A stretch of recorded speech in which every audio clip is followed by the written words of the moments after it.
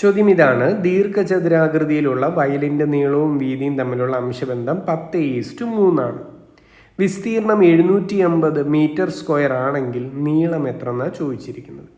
അപ്പം ലെങ്തും ബ്രെഡ്ത്തും തമ്മിലുള്ള അംശബന്ധം തന്നിട്ടുണ്ട് 10:3. ഓക്കെ ആണോ? ലെങ്തും ബ്രെഡ്ത്തും തമ്മിലുള്ള അംശബന്ധം.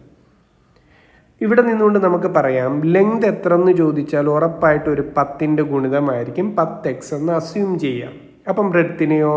ബ്രെഡ്ത്ത് ഉറപ്പായിട്ട് 3ൻ്റെ ഒരു ഗുണിതമായിരിക്കും 3x എന്ന് അസ്യൂം ചെയ്യാം. ഇനി എന്താ ചോദ്യത്തിൽ പറയുന്നത്? ചോദ്യത്തിൽ പറയുന്നു ഏരിയ എത്ര എന്ന് പറയുന്നു.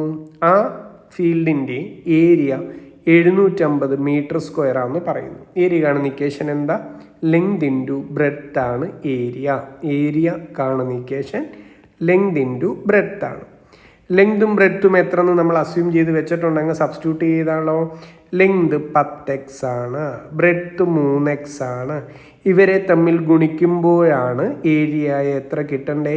750 കിട്ടേണ്ടത്. ഒന്ന് ഗുണിച്ചാലോ? 10x ഗുണം 3x എത്രയാ? 30.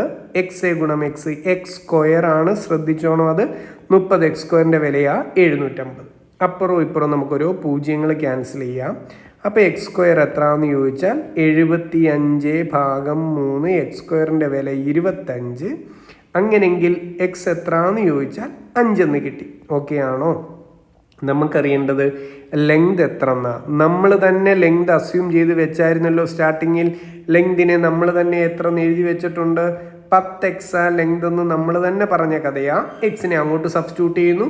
10 ഗുണം 5 50 മീറ്റർ ആണ് ഈ ചോദ്യത്തിൽ പറയുന്ന റെക്റ്റാങ്കിൾ ഫീൽഡിൻ്റെ ലെങ്ത്. ഓക്കെ അല്ലേ? ശരി, താങ്ക് യു.